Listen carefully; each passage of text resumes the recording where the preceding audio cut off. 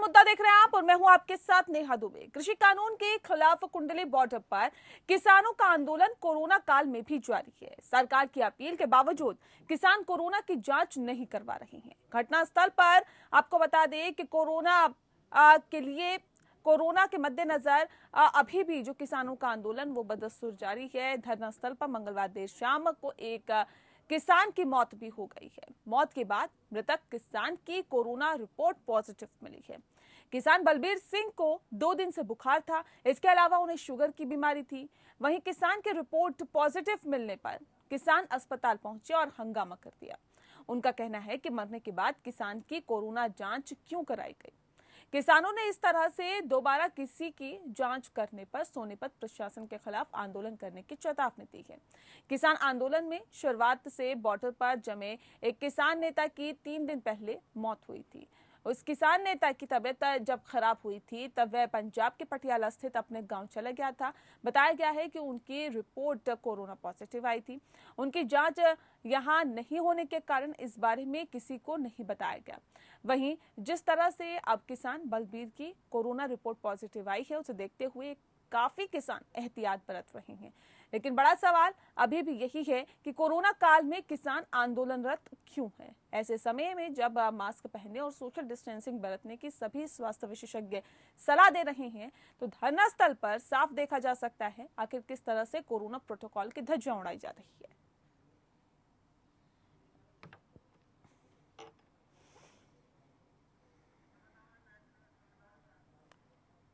तो कोरोना काल में भी किसानों का आंदोलन लगातार जारी है और ऐसे में सवाल इस बात को लेकर कि क्या अभी धरना देना उचित है और क्या इस धरने को बदस्तूर चलना चाहिए।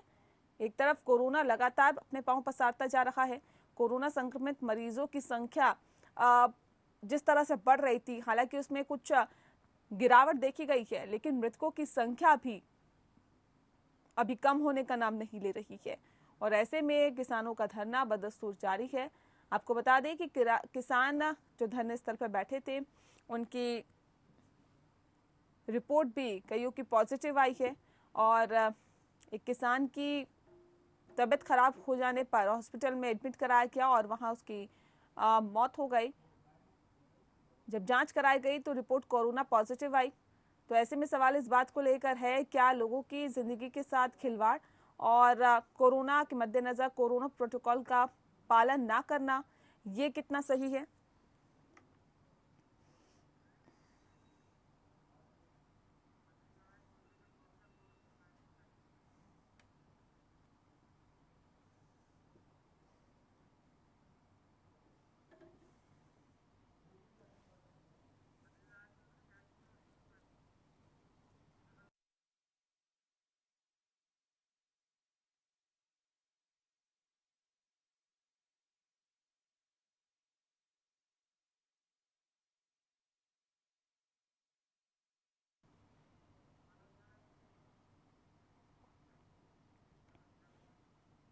और चलिए इस विषय पर हम तफसील से चर्चा करेंगे और जानेंगे कि क्या इस वक्त जब कोरोना लगातार अपने चरम पर है तो इस वक्त क्या जो धरना है वो दिया जाना उचित है। इस विषय पर तफसील से चर्चा करने के लिए हमारे साथ खास मेहमान मौजूद है, उनसे आपका परिचय करा देते हैं। राज सिंह देसवाल जी हमारे साथ है, सेक्रेटरी है BKU के। बद्रीनाथ चौधरी जी हमारे साथ है जो कि जनरल सेक्रेटरी है BKS के, और साथ ही साथ NK शुक्ला जी हमारे साथ जुड़ गए हैं जो कि ऑल इंडिया किसान संगठन के साथ जुड़े रहे। आप सभी का बहुत स्वागत है। सबसे पहला सवाल मेरा आपसे है देसवाल जी कि लगातार जब आप देख रहे हैं कोरोना के मद्देनजर कोरोना लगातार अपने पांव पसार रहा है, जो आंकड़े हैं वो इसकी मानगी है कि किस तरह से कोरोना लगातार लोगों के अंदर प्रवेश कर रहा है, उन्हें संक्रमित कर रहा है। बावजूद इसके धरना देना, बावजूद इसके कोरोना प्रोटोकॉल का उल्लंघन करना, क्या ये सही है क्या? देश के सामने, लेकिन अगर आप थोड़ी सी बात देखें विश्व के अंदर कहीं भी किसी भी स्थान पर क्या धरना प्रदर्शन इस समय पर चल रहा है? इस सरकार को जो है ना 6 महीने हो गए लगातार, ये धरना आज से शुरू नहीं हुआ, 8-9 महीने हो चुके हैं, लेकिन सरकार कितनी संवेदनहीन है।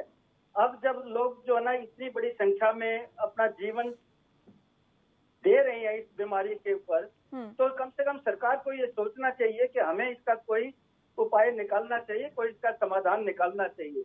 सरकार की तरफ से तो सरकार ने छोड़ दिया है, सिर्फ किसानों को नहीं, सरकार ने देश को छोड़ दिया है कि जो मरे मरे, जो कुछ हो, किस तरीके से ऑक्सीजन की कमी हुई, किस समय दवाइयों की कमी हुई है, किस तरीके से बेड नहीं मिल रहे लोगों को, सबको मरने के लिए छोड़ दिया है सरकार ने।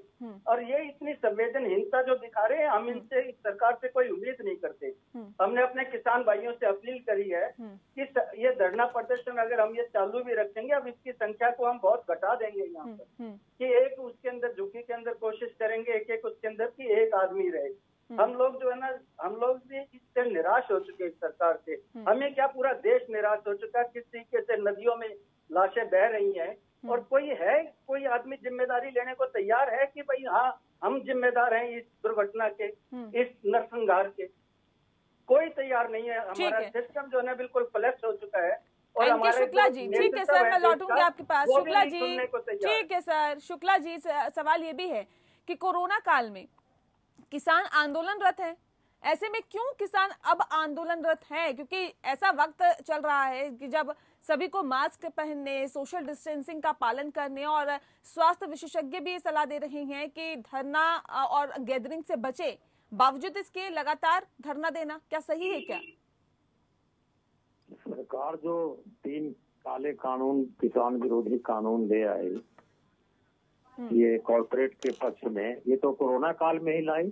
सरकार को किसने कहा था? किस किसान संगठन ने सरकार से मांग की थी कि ये कानून आप ले आइए कोरोना के समय में? आपदा में अवसर किसके लिए अवसर? कॉर्पोरेट के लिए अवसर।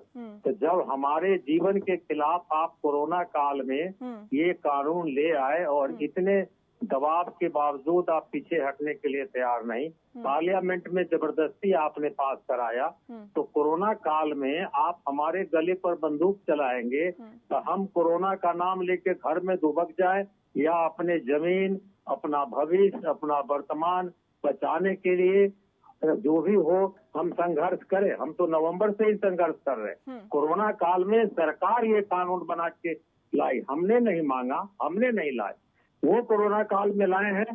तो हमारा विरोध करना बिल्कुल उचित है और हम विरोध कर रहे हैं। हमने कहा है सरकार से, आप स्पेशल टीम लगाओ, सब लोगों को वैक्सीनेशन दो, सब लोगों का टीका कराओ, सब लोगों को जांच कराओ। उसमें कोई, हमने भी कहा है कि लोग अपना मास्क पहन के रहें, जितना संभव है हम सुरक्षा का इंतजाम कर रहे हैं। लेकिन जब किसान की तबीयत खराब हुई, शुक्ला जी सुन लीजिए, जब किसान की तबीयत खराब हुई, हॉस्पिटल में एडमिट कराया गया, वहाँ उसकी मौत हो गई, कोरोना टेस्ट किया गया, वो पॉजिटिव आया, तो फिर हॉस्पिटल में जाके तोड़फोड़ करने की नौबत क्यों आई? और क्या लगता है ये सही है? नहीं, तोड़फोड़ करना गलत है, कहीं भी अगर किसी ने किया है तो वो गलत है, लेकिन ऐसा नहीं है कि वहाँ किसान आंदोलन में जो लोग बैठे हैं उन्हीं को कोरोना हुआ और वही मरे। वहाँ तो कम मरे, गांव में जो लोग मर रहे हैं, सरकार ने उनके लिए क्या व्यवस्था की है?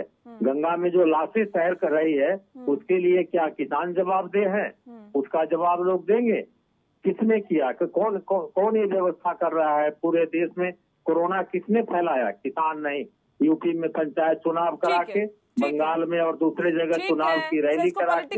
इसको पॉलिटिकल से हम अलग रखेंगे क्योंकि किसानों के साथ जुड़ा हुआ है। पॉलिटिकल नहीं, आप हमारे जो ऊपर जवाबदेही देंगे किसानों के ऊपर की हम ही कोरोना फैला रहे हैं, जो फैला रहे हैं उनका नाम नहीं लेंगे क्या? ठीक है बद्रीनारायण जी, सवाल इस बात को लेकर है, जो हालात, जो स्थितियां हैं सर, लाखों केसेस लगातार जो देश में सामने आ रही हैं, बावजूद इसके गैदरिंग करना, कोरोना के मद्देनजर किसानों का जो धरना स्थल है, धरना स्थल पर जो किसान है वो लगातार डटे हुए हैं, धरना उनका लगातार चल रहा है, क्या ये सही है क्या इस हालातों में? देखिए, इस हालात में कतई सही नहीं है, क्योंकि किसान आंदोलन शुरू हुआ सदा संहिता के साथ शुरू हुआ था, वो हाईजेक हो चुका है या पहले से ही योजनाबद्ध ढंग से वो गलत था, ये मैं नहीं जानता। लेकिन अब जो काले कानून की बात कर रहे हैं, ये कम से कम इनके पीछे लेकिन खड़े उनके काले कानून तो देखें, ये सिद्ध कर रहे हैं उनके कारण। ये पहले से सोच का षड्यंत्र का भाग है।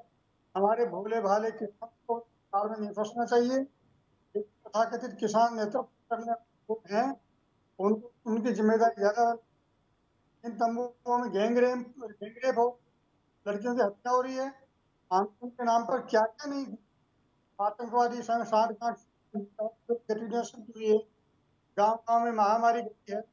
वो जो 5-5 के टोले में आते हैं तो बीमारी जाती है उसके अंदर, यहाँ कोई जांच नहीं होती, जाने के बाद मरता है तब पता लगता है। इसलिए की जो पक्के मकान बन रहे हैं, ऐसी कूलर लग रहे हैं, 2024 तक की घोषणा करके आए हैं। इन लोगों ने इनको बैठा रखा। मुद्दा क्या है? आज के मुद्दे में मैं समझता हूँ कि वो समझने की ज्यादा जरूरत है। आने वाला चुनाव, पिछले चुनाव तो करो, लेकिन बेचारे किसान को क्यों ब्लैकमेल कर रहे हो? देश में होते रहेंगे, लेकिन उसका इंस्ट्रूमेंट किसान को बनाया है, और तो इंस्ट्रूमेंट बनाने के लिए बने हैं। वो किसान पूछेगा, समाज पूछेगा, ये पूछेगा, इतिहास पूछेगा उनसे कि उन्होंने के अंदर ये काला मुंह क्यों किया। इसलिए सोच समझ चलने की जरूरत है। मानता हूँ कि जब लोगों की जिंदगी से खेलवाड़ हो रही है। ठीक है सर, मैं लौटूंगी आपके पास। राज सिंह देसवाल जी, सवाल इस बात को लेकर है सर, जो हालात, जो स्थितियां हैं, किसानों की अगर मौत हो रही है, उसका जिम्मेदार कौन है कोरोना की वजह से? अगर गैदरिंग में आप जाते हैं, वहां कोरोना संक्रमित हो जाते हैं और मौत हो जाती है, इसका जिम्मेदार कौन है सर? देखिए, गैदरिंग के बारे में जहाँ तक बात है, आपने देखा होगा कि किस प्रकार से बंगाल के अंदर गैदरिंग हुई, और हमारे आदरणीय प्रधानमंत्री जी, गृह मंत्री जी, ये सब के सब उसको देखकर कितना खुश हो रहे थे, दावा कर रहे थे, आज तक मैंने दुनिया में ऐसी रैली नहीं देखी। कितने प्रसन्न हो रहे थे ये वहां पर। हमारी तो इतनी बड़ी रैली भी नहीं हुई, और हम तो रैली अब कर भी नहीं रहे। हम तो जो है ना अपने अपने स्थानों पर रुके हुए, तीनों स्थानों पर। दरअसल बात यह है कि ये जो ऐसा स्थान बता दो आज मुझे देश के अंदर जहाँ आदमी सुरक्षित है। रोहित सरदाना साहब इतने अनुशासन प्रिय आदमी थे, इतना एक्सरसाइज करते थे, इतना सब बचाव करते थे, लेकिन आखिर में दवाइयों के अभाव में उनको भी जो है ना अपना जीवन खोना पड़ा। हमारी व्यवस्था चरमरा गई। हमारी व्यवस्था की तरफ हमारे नेताओं का ध्यान ही नहीं है। जिस समय देश के अंदर कोरोना फैल रहा था, हमारा पूरा का पूरा मंत्रिमंडल जो है ना उस समय पे बंगाल के अंदर ढोल बजा रहा था। क्या इस बात को इग्नोर कर देंगे? अगर ये किसान अपने गांव भी चले गए तो गारंटी है कि ये इनका जीवन सुरक्षित हो जाएगा, ये बच जाएंगे। ये जो हम घरों में बैठे, मैंने अपने परिवार के आदमी जो कि घर से बाहर नहीं गए, ऐसे 2 आदमी अपने परिवार के खो दिए हमने, घरों के अंदर बैठे हुए। अब हमें जो है इस समय नेहा जी कोई भी सुरक्षित नहीं है इस देश के अंदर। कोई भी, यानी आप भी लोग डरे हुए होंगे। लेकिन सर सुरक्षित कोई नहीं है, लेकिन फिर भी गैदरिंग में जाने से, अब भीड़ भाड़ में जाने से तो बचना ही चाहिए ना। अगर कोरोना संक्रमण हो रहा है, कोरोना लगातार अपने पांव पसार रहा है, तो ऐसे में भीड़ में जाना चाहिए या भीड़ में जाने से बचना चाहिए? ये यहाँ पे सोचने की बात है। चलिए इसमें विषय, ठीक है, इस विषय पे हम तफसील से चर्चा जारी रखेंगे। सवाल इस बात को लेकर है सर, अगर यही हालात रहे, कोरोना लगातार अपने पांव पसारता रहा, कोरोना के जो आंकड़े हैं वो कम नहीं हो रहे हैं, वैक्सीनेशन लगातार करने की कोशिश की जा रही है, लेकिन इस बीच अगर हालात यही रहते हैं तो भी क्या आपका जो धरना स्थल पे जो धरना चल रहा है, जो आपका आंदोलन चल रहा है, वो यूं ही जारी रहेगा? क्या कुछ अगला कदम होगा आप लोगों का? बैठे हुए हैं, अपने अपने टेंट में बैठे हुए हैं, कोई रैली नहीं हो रही है, और जहाँ तक संभव है अपने सुरक्षा का इंतजाम कर रहे हैं। पूरे देश में जो कोरोना फैल रहा है तो उसमें आप और हम क्या कर सकते हैं? तो सरकार की जिम्मेवारी है, सरकार को देखना चाहिए कि ये करे। दूसरी बात है कि श्री बद्री नारायण चौधरी जी बैठे हुए हैं, इनसे पूछिए, दर्जनों बारी बोले भी हैं, क्या सरकार इनसे पूछ करके ये कानून लाई, किसानों के खिलाफ में जो ये कानून लाई है, और एमएसपी पर न्यूनतम समर्थन मूल्य पर खरीद के लिए तैयार नहीं हो रही है। सरकार जो अपना कानून सब ले आए उसमें एक कदम पीछे हटने के लिए तैयार नहीं हो रही है, और कोरोना के नाम पर चाहती है कि किसानों को जो बैठे हुए हैं यहाँ से हम उजाड़ कर भेज दें। ठीक है, साथी ने कहा है कि क्या गांव में जाएंगे तो उनको कोरोना नहीं पकड़ेगा, वो नहीं मरेंगे, ये गारंटी सरकार ले रही है? ये गारंटी तो सरकार ले नहीं रही है। तो जो जहां बैठे हैं उनको वहीं बैठने दीजिए, लॉकडाउन लगा है उनका वहाँ इंतजाम सरकार करे, उनका वैक्सीनेशन कराए, उनका जांच कराए, उनकी व्यवस्था कराए और सरकार वार्ता करे।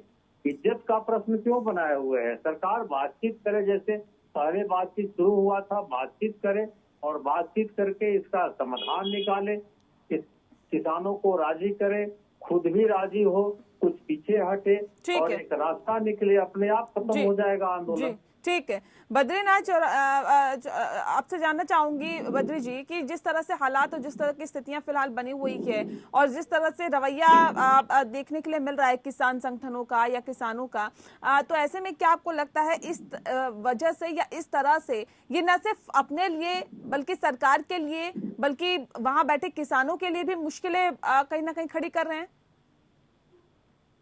ये जो भाई साहब कह रहे हैं कि सरकार की जिम्मेदारी है, मुझे लगता है कि ये किसानों के नेता नहीं है।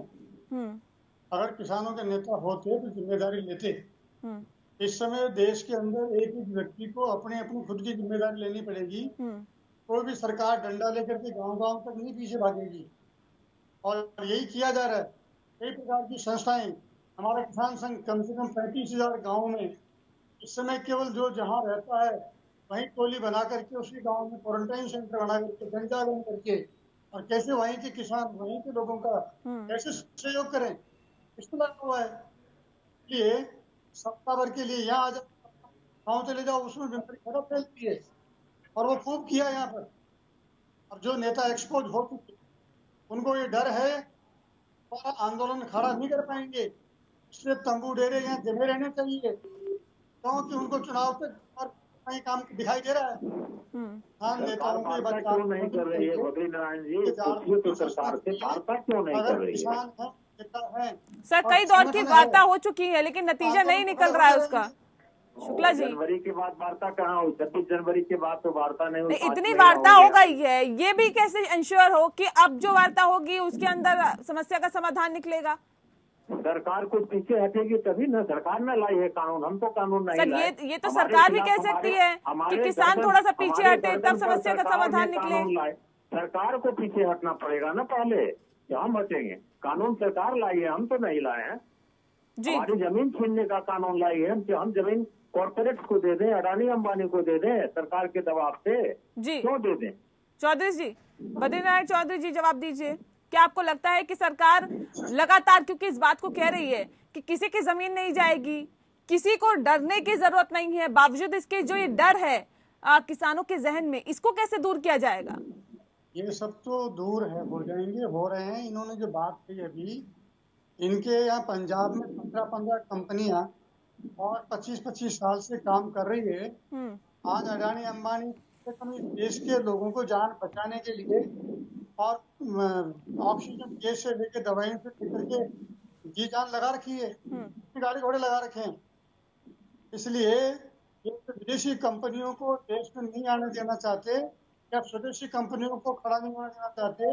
उन राजनीतिक दलों की भाषा और हमारे नेताओं के मुंह कर रही है। इनको समझना चाहिए देश नहीं है, ये विदेशियों का करना जैसा काम है। इसलिए देश को उन्होंने का जो हाथ कांग्रेस प्रधानमंत्री ने हाथ में लिया है उसको हमको सपोर्ट करना चाहिए।